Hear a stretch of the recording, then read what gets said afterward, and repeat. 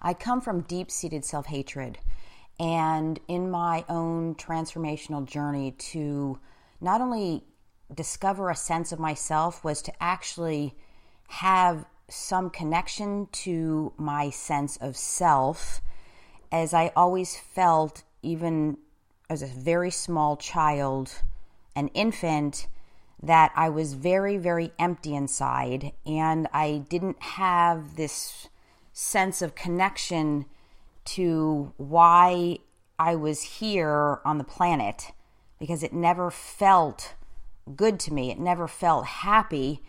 And I was a colicky baby, and my mom said I cried all the time, and that I actually cried at the same time every day, which is weird, and that I didn't want to eat. And so she'd have to trick me by dancing around the table to distract me.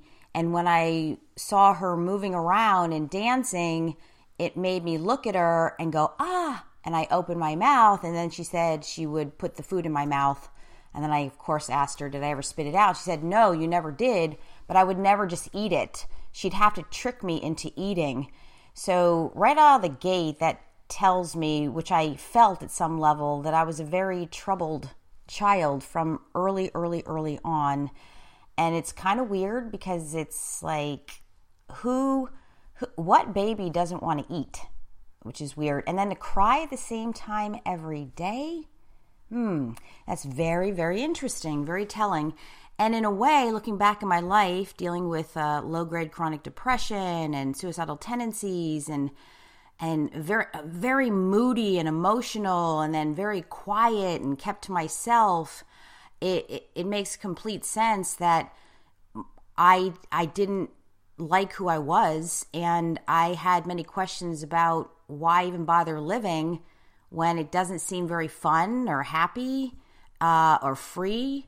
And so being this little child, looking back, I had all the symptoms of distress, of not feeling happy and connected, even in just the crying and the not eating and the colic.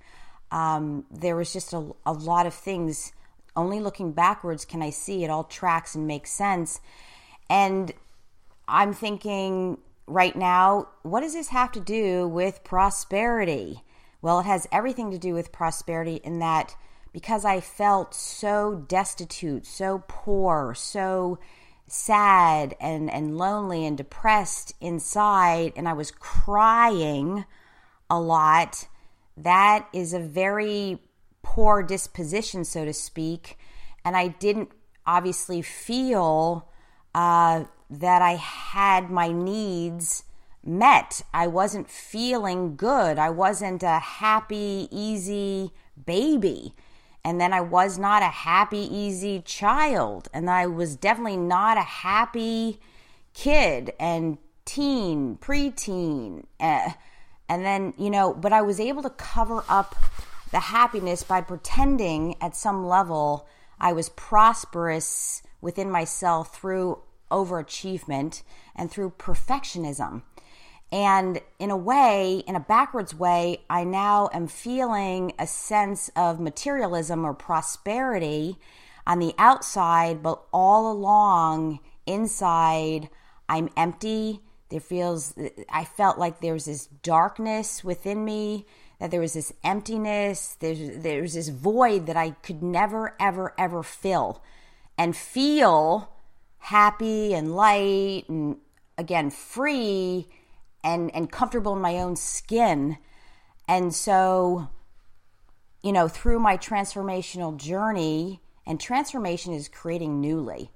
It's not a lateral change thing. It's a brand new thing, an unrecognizable phenomenon of taking the old paradigms and just the old in general and creating brand new.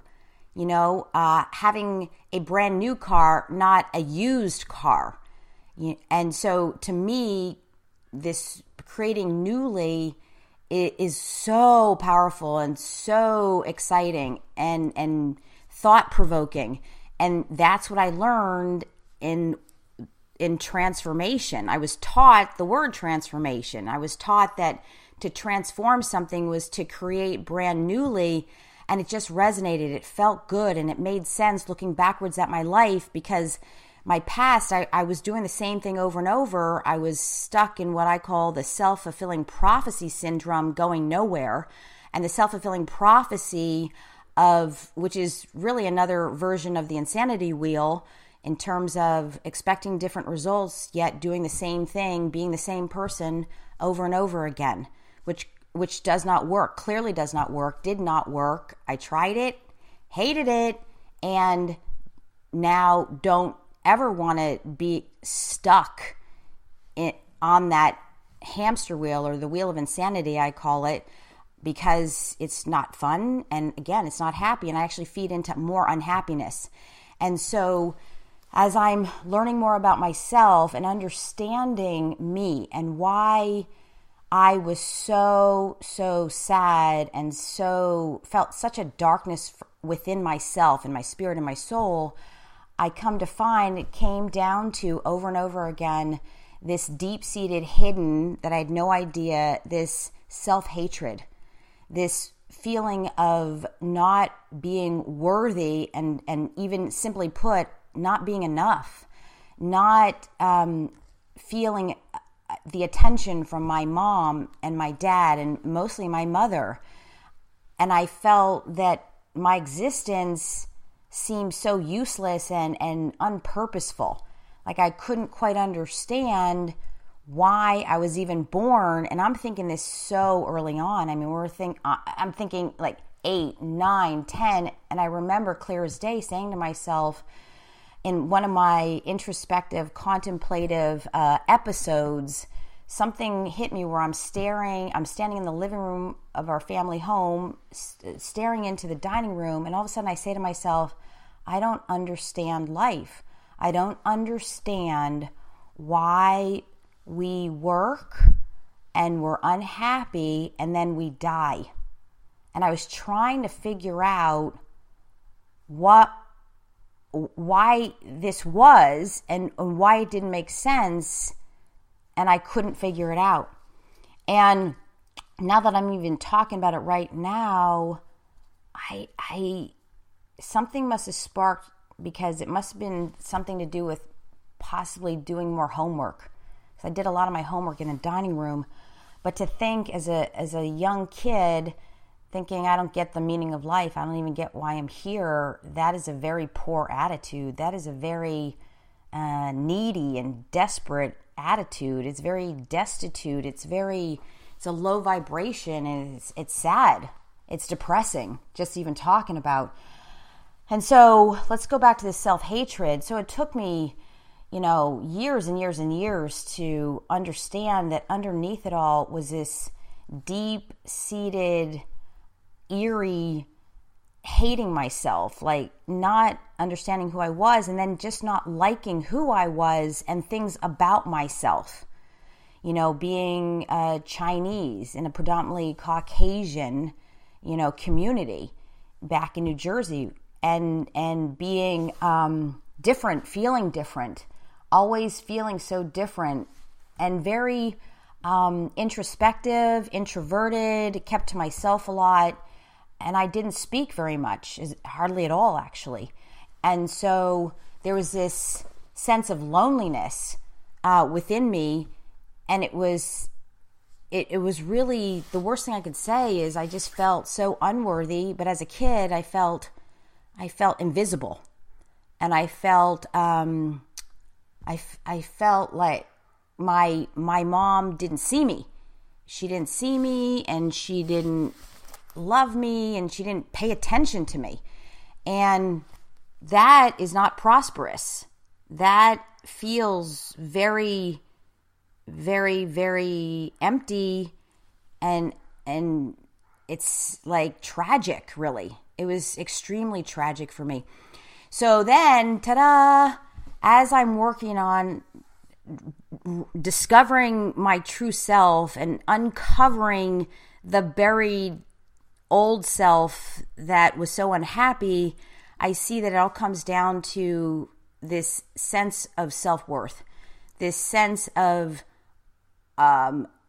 really liking who we are. Again, being comfortable in our own skin and being okay with who we are, but most importantly, who we're not.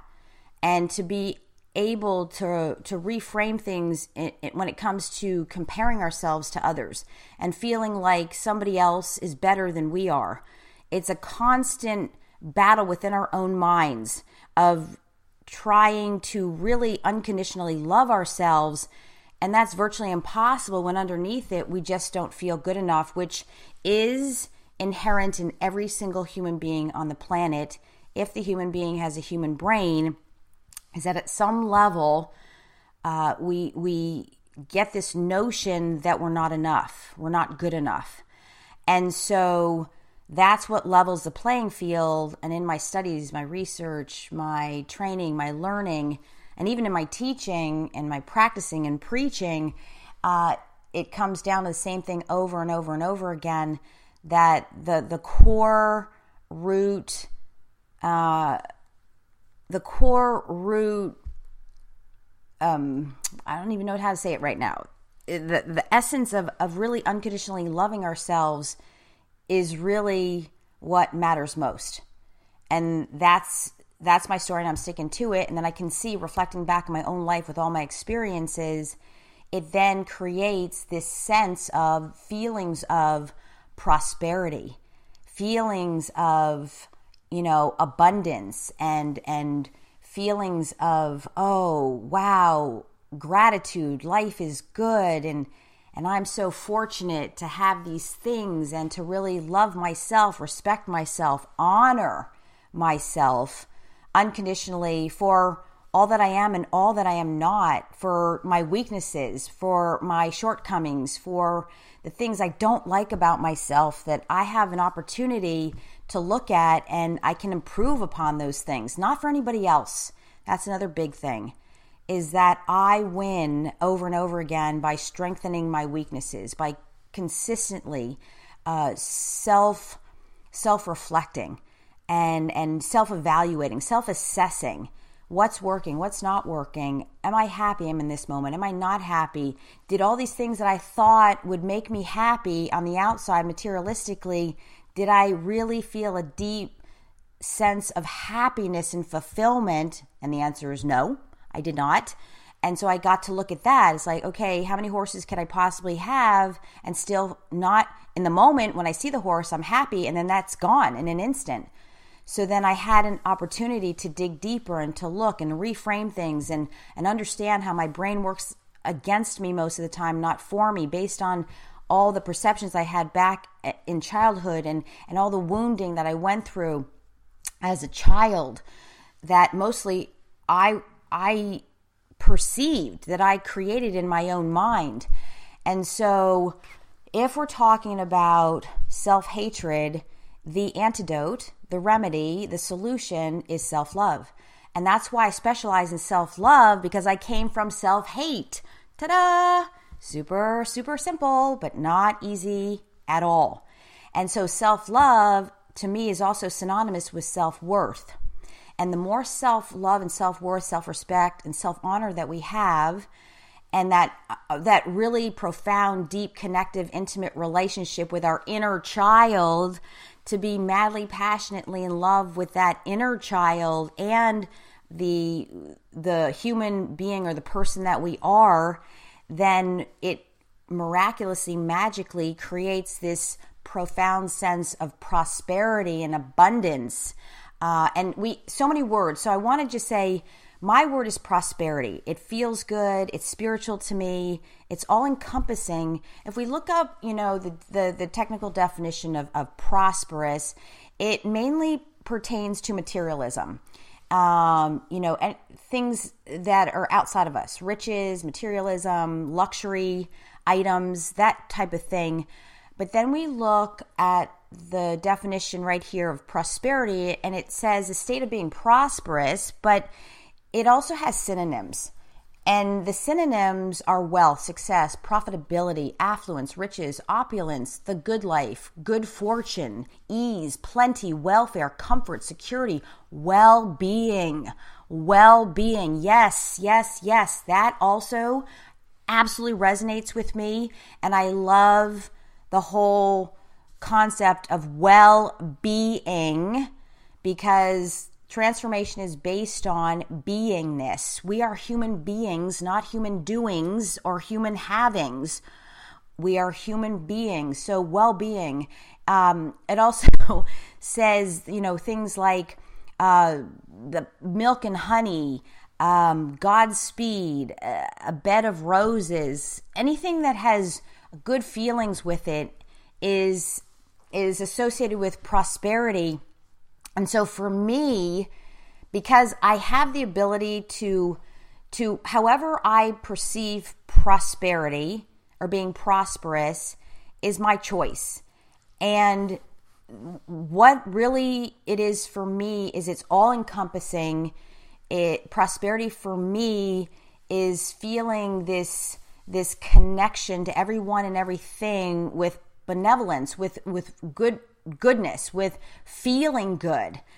And it includes materialism. It includes everyone and everything, and that it merely organically gives us a sense of feeling good deep within our core being, deep within our heart. And the idea is to have this organic feeling and sustain it, maintain and sustain it, so that it doesn't end up being a quick fix. And what I found was I am the master at wanting something materialistically and creating it, getting it, buying it. And then so often that feeling lasts for a New York minute. It was a quick fix, and then I had to go do it again. And I've been notorious with horses. I needed the next horse, the next horse, the next horse. And I had to look back and go, okay, this is great, but I was really using the horse as I've used money, and I've used clothes, and especially shoes, to make myself feel better. And it lasts a New York minute. And so I'm using it to mask something. I'm using it to fix something inside of me to feel good. And after so many shoes and so much clothes and so many horses and so many cars and things and boyfriends and marriage proposals and jewelry, oh my God, and jobs and careers, you name it, it didn't do it. Over time, it got worse and worse, actually, because I'm looking for the next high. I'm looking for the next fix. And I'm continue to look outside myself, and if I see it's not working, forgot real estate. That's when it really hit me, when I got my dream ranch. And that's when that was the final straw there. Because not even that could help me. Not even that made me feel this long-term happiness inside, this peace. It's like a peace, fulfillment, happiness type of thing. If I were to articulate in words, this sense of relatedness to my existence and my life, and having it be meaningful with gratitude and excitement and adventure and fun and play, none of that was there. As a matter of fact, it was less there. It was actually lonelier, more unhappy, emptier, because I thought for sure it'd work. No, it didn't work at all. And it got worse. And so to have that wake-up call, that realization, was at the time scary and frightening, and which did feed into my eventual suicide attempt. But in looking backwards, to go back and understand what was happening and why, and then how to heal it and solve the problem of the emptiness, then it really has been so worth it, and has actually fed into a feeling of more sustainable, maintainable prosperity. And so that's why as I continue to grow and evolve my consciousness and gain more enlightenment and wisdom, and then experience it and live it and see that it's working and then feeling good, the more I want to then and desire to level up and continue to grow and continue to love myself more and more and elevate my self-worth. And then, of course, that then creates my reality of more prosperity and wealth, but in that order. I was going backwards. I was trying to be, prosperous from the outside externally based on circumstances, having more of this, having more of that, having more horses, having more boyfriends, having, more money, lots more money, having more real estate deals, you name it. Having more wins, having more winning the negotiations. I was, I just got to win. I got to win.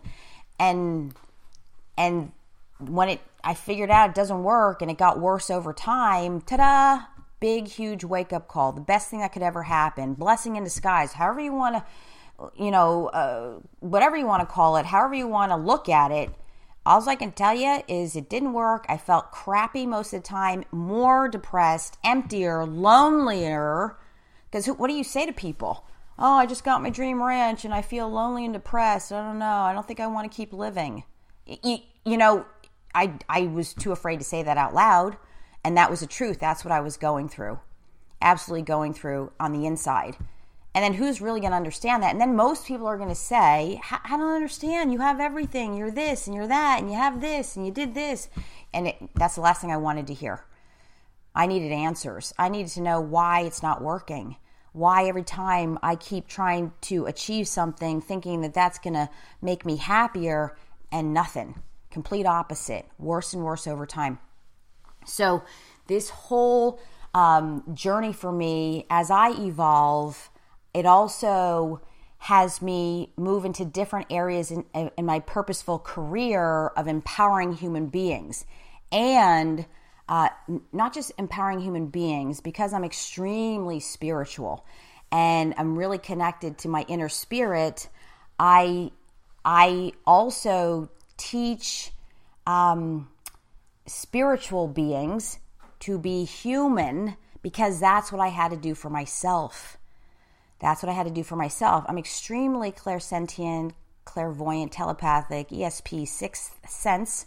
I have an intuitive knowing that I've had, and I've had it since I was a small child, although over time I've had to even develop a relationship to and with this quote unquote sixth sense, or this keen intuition or intuitive knowing that has been there, and it resonates with me, and it's part of who I am, and I don't even need to justify it. And I've even had high paid that I paid mentors tell me not to talk about that part. And I was just like, okay, but then it didn't resonate with me. It didn't feel good to hide a part of me that's been there my whole life, early on since childhood, from about the age of 1, actually.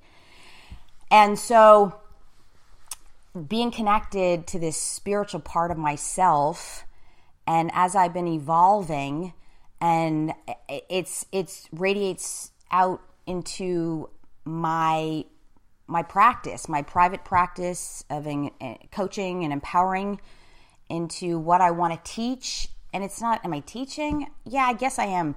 And am I coaching? Yeah, I am. But really what I'm doing is just sharing what's worked for me. So whatever you want to call it, is taking the information, all the experiences, what has worked, backed by objective reality, by actual hardcore evidence, right? And going, oh my gosh, okay, well, this is awesome. And if you're interested, I'm happy to teach you. And I'm a professional, so that means I get paid for it. Yay, awesome. But it's really just, why not help the next person? But okay, this is what's so interesting. I never set out to do this. I absolutely never set out to be a coach and say, oh, I'm going to be a coach and I'm going to have a business and people are going to pay me. I never said that, ever. As a matter of fact, I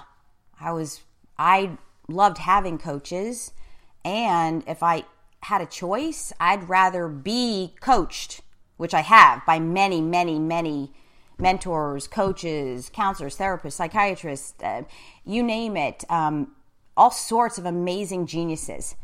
But I, as an athlete and professional dancer, I rather be the athlete with the team of coaches going to the Olympics. But as it turned out, because I was so passionate and so determined and driven somehow, and so enthralled and had this obsession with understanding myself, I got really good at it and people started to notice. And so my purpose found me. I then was asked by a woman who saw me speak at a charity event with my charity at the time. And she walked out and she walked up to me after I spoke. I was standing outside of the venue, and she says, "Do you do personal coaching?" Oh no, actually, I'm sorry. She wanted to talk with me and talk more and get to know me better. And then it was that phone call later on, a few days later, that she asked, "Do you do personal coaching?" And I thought, oh my gosh, yes, I do, because I had been practicing and coaching my friends and people I'd been meeting through my transformational circles. And I just said yes, but I also was able to say yes because I had been a personal trainer and a personal dance teacher. So it came to me, and she then said, "I'd like to hire you. How much do you charge? Here's what I charge." And then she paid me. And that went on for 2 years. So that's the prosperity that came out of me just continuously, devoutly building this mad, passionate relationship with myself and my inner child. And that is prosperous. That's success to me. That is wealth to me. That is rich to me. That's what being rich is.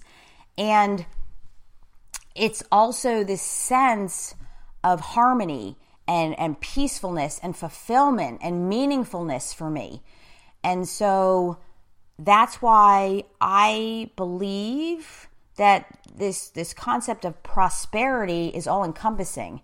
And it's subjective. It's whatever each individual, each human, desires in their life, and what each human's passions are. So then that is a form of prosperity. Now, here's the thing, I'm on this, in my evolution of teaching and empowering, I'm now moving to helping as many human beings on the planet to magnetize prosperity, whatever that prosperity is for that individual. And so that is why I am honing in and super focused on prosperity, primarily this profound relationship to and with money, which is a form of prosperity. So for me, for instance, having a dream ranch and having my horses and my chickens and my bunnies and my sheep and my donkey, and I had 2 donkeys, a lot of animals, goats, sheep. This is prosperity for me. That's what it means to me to be prosperous, is to have the things that I love around me, and also to train the horses. We have to train the sheep. He's crazy, right? And he needs a lot of training. And so this to me is my form of prosperity. Oh, every day I got to go looking around for Easter eggs. I mean, the eggs that the chickens, my hens, lay around the property, we got to go look for them. It's an Easter egg hunt every single day.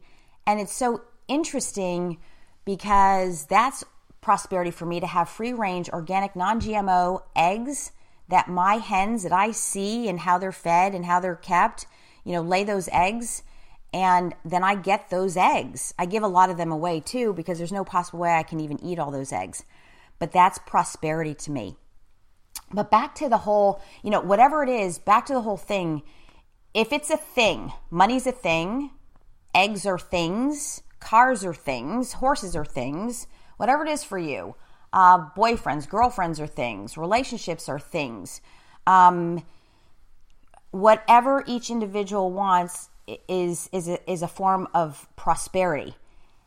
But what I have found, and this is statistically speaking, is I now have evolved into dealing directly with and focusing on money. This relationship to and with money, which is just another form of prosperity. So whatever it is, it's up to each individual to say what's most important to them. And I'm not going to lie, I love money. And I didn't always love money. As a matter of fact, there were a lot of times I hated money, and it was a direct correlation to me hating myself in my life, or me hating myself and my parents, and me hating the way that my parents were and the way that my parents were not, the way that they couldn't see me or understand me. There was hate there. It was a sense of hate or disrespect or dislike. And so that bled out to my relationship with money. And I come from money. I mean, everything has pros and cons. And I will tell you something, it's not any better than not coming from money. I'll tell you that. It still comes with its set of issues and breakdowns and problems and fears. As a matter of fact, one of the biggest fears, I remember I had a lot of amazing men who wanted to date me, and they had a lot of money. And at that time, I had it in my mind that, no, money, they'll try to control me like my parents tried to control me with their money. I didn't know this at the time. This is only in hindsight and retrospect.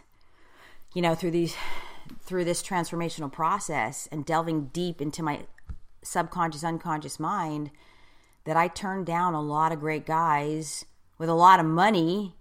And the thing is, they were great guys. The money was just icing on the cake. That was irrelevant. But I let it get in the way because I still had a poor relationship and associations with and to money. And so I messed up, possibly, to be with a really amazing man who could more than provide for me, and it wasn't meant to be. Otherwise it would have, but in looking back, oh my gosh. And then I ended up going out with a musician who didn't have, the Porsche, Mercedes, there's one other car. There's another car. I don't know, Porsche. Oh, Jaguar, convertible, brand new Jaguar. But I took the musician driving the Maverick, because he was cool and sexy and played guitar, and, men wanted to be him and women wanted to be with him. And so I chose that thinking, and the reason I chose that is because underneath it, I was fearing the control with the money. And I didn't even know it at the time, because that relationship to the musician didn't work out either. As a matter of fact, that had its drama.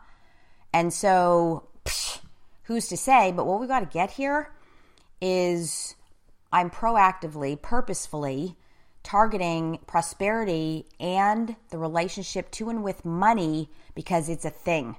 And it's a thing that I had to deal with in my own life, and I saw a direct correlation in the results, in the net worth, in the self-worth.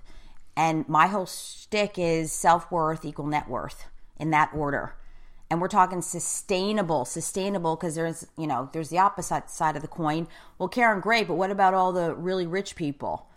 Yeah, okay, that's great. So they have a lot of dollars in the bank, but it doesn't guarantee that they're healthy, that they're happy, that they're not jerks, that they're not arrogant, egotistical, selfish people, or condescending. There are no guarantees. They just happen to have more dollars in the bank, but it doesn't guarantee that they're happy.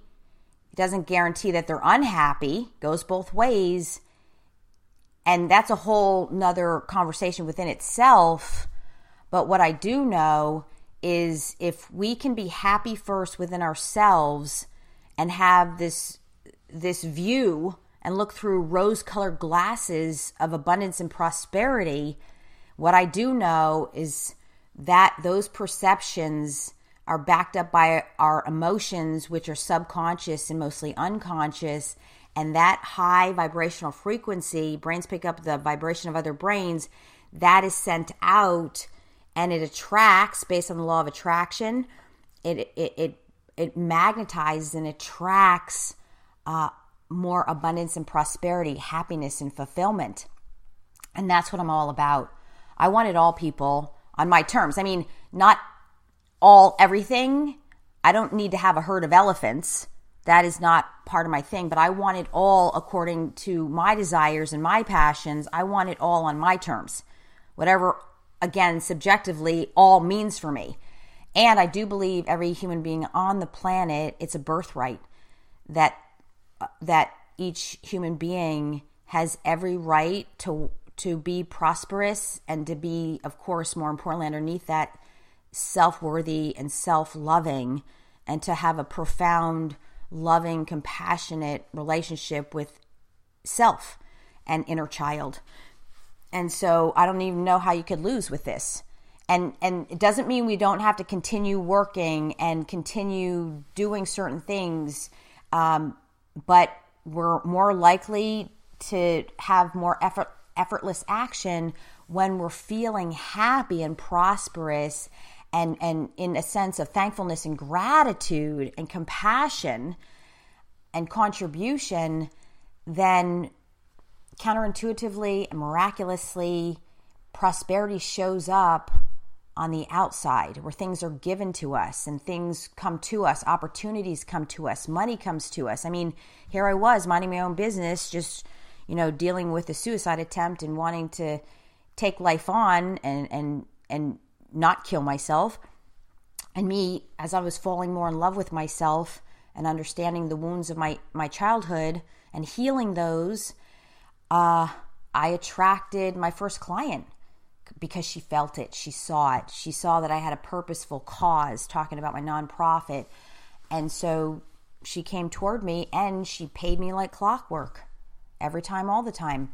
And so this is very prosperous. So we get the point, or do we? I just can't emphasize enough the who, what, when, where, and why. I'm now really focusing on practicing, preaching, teaching, empowering other like-minded, like-souled, like-spirited individuals, human beings, who are interested in magnetizing prosperity. And I mean becoming this profound magnetic force, if you will, of passion and love and happiness and fun and freedom and being of service and contribution and generosity, and feeling prosperous inside, which is, it's inevitable over time, and maintenance and sustaining, and the work and the actions.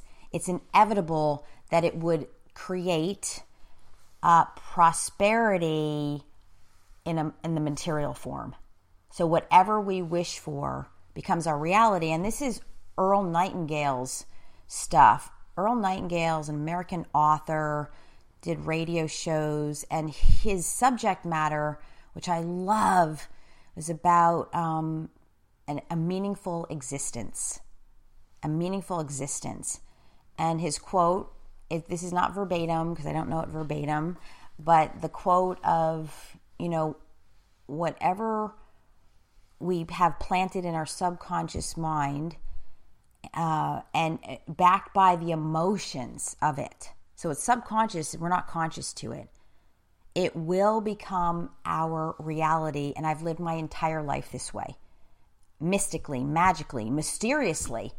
And I've thought things and they've happened over and over and over. And I have the evidence to prove it. The paperwork, the witnesses in a court of law. But it goes both ways. So this is why it's so vitally important to understand what's lurking in the subconscious mind as well, that is getting in the way of subconsciously and unconsciously creating a beautiful, dream-filled, happy, fulfilling, meaningful existence and life. And so that means if there's darkness, and I've lived it, if there's darkness and emptiness in our subconscious mind that we don't even know is there, we attract more darkness and emptiness. And I did. I did over and over again. Getting into dead-end jobs and situations and relationships, and having a lot of things not work out in my life. And it took me a long time to figure out what I really want to do. And, I didn't know. I just kind of flew by the seat of my pants, stuck to my passions, and it miraculously actually ended up working out for the best.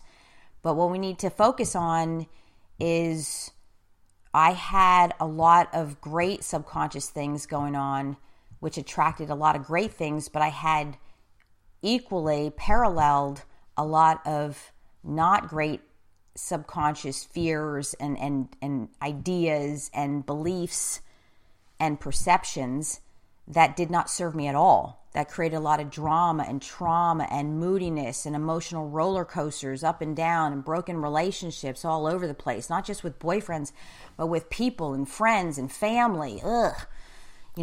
And it wasn't good. And looking backwards, like, oh my God, wow, what a waste of time. And yet it wasn't a waste of time. It was just where I was and where I wasn't. All based on subconscious, unconscious beliefs that I had no idea were there, that were both getting me what I wanted, but also hurting me from getting what I truly wanted or desired most, and staying focused on that. So, all of this to say, this is why I want to really hone in to a more refined niche, if you will, of teaching human beings to be a dream magnet, to be a prosperity magnet, to magnetize their subjective view of prosperity, what they're looking for. And that could be someone with a crap load of money, but no good, healthy romantic relationships, or somebody with great relationships and family, but don't have a lot of money, or health and wellness, someone who has great family, but has cancer, stage 4 cancer. That then having their health would be their most important, prosperous aspect of their life, and would have the most value and wealth. That would be the richest, thing for them to acquire is optimal health. And so that they can be with their family and their children, much longer, for a very long, long, happy time. So, but the one thing I notice over and over again is this fear of money, and this wanting money but not understanding money. And let's say it this way: everything is a relationship, and it's healing poor relationships with money. That's a deep concept. I was like, whoa, what does that even mean? And as I understand it, I just see how magnificent it is, and how elusive it's been for me, especially even coming from money, and then almost losing everything and losing a lot of money. I see that it's a separate relationship, and it's a relationship that we must attend to. We must focus on, and not, of course, have it be our end all, but it's the relationship to self, relationship to inner child, then it's relationship to mother, then relationship to father, and then the next relationship, especially in a first world, or within the United States, is having a profound relationship with and to money. And the reason I say that is because I do a lot of research, and and learn about behavioral sciences and psychodynamics and psychology and the mindset. And what we find, is the top 2 reasons for divorce: sex and money. And I don't think it's in that order. Doesn't matter, sex and money. And then also the top 2 reasons for homicide, murder. Ugh. Right? Love and money. Same thing. It's always like the money thing. And I do a lot of research on this, and people, and that's everybody, will do the stupidest things sometimes just for the money. And you're like, what? I'm going to die one day? This is me thinking, what? I'm going to die one day? Seriously? And I just spent all this time, energy, worry, drama on worrying about a few dollars. And it's like, oh my gosh, I got to get my head on straight. Like, this isn't working for me. And it just kills off your soul and your spirit. And it leads to gross unhappiness. No thanks, especially when we're all going to die one day. And so I say opt out. Like, it took me just forever to figure this out, but I did. Better late than never. And so that's why I'm really honing in on prosperity, and then specifically money, because I know for a fact within my own self and my case studies and my clients that this is crucial and vital, and it's like the best thing we could ever do. But in that order that I spoke of: relationship to self, relationship to inner child, and then relationship to mother, relationship to father. And some people, it's going to be relationship to father, relationship to mother, and then relationship to money. And that's the best order that I believe is, if, ideally speaking. And the one thing I do know, bar none, is to absolutely fall madly, passionately in love with self and have that same relationship template with money. And with life, with every aspect of life, the good, the bad, the ugly, even to have a healthy relationship with, say, death or divorce of a loved one. Well, death of a loved one, yeah, right, and a divorce from a loved one, like someone you've loved your whole life and could still love, but you know that a divorce is just a better way to be, which does happen. But, if we're going to go through that, I've coached so many people with terrible divorces. No, why can't we have like an amicable divorce, a respectful divorce? That's awesome. Yes, please. And that's powerful. That's what's fulfilling and happy, to see it as a blessing in disguise, to learn more about ourselves. And so the relationship didn't work, nothing personal, didn't work. It's okay. We can still respect the spouse, even though we're divorced now. That's just another great example. But what I want to say here, and I can't stress enough, is as eerie as it is, if we really think about it, to have people killed or murdered or hurt, or beaten up even over money is the stupidest thing I could ever deal with as a human being. Like, it makes no logical sense over money. Like, money has some great power and deviant power. No, it does not.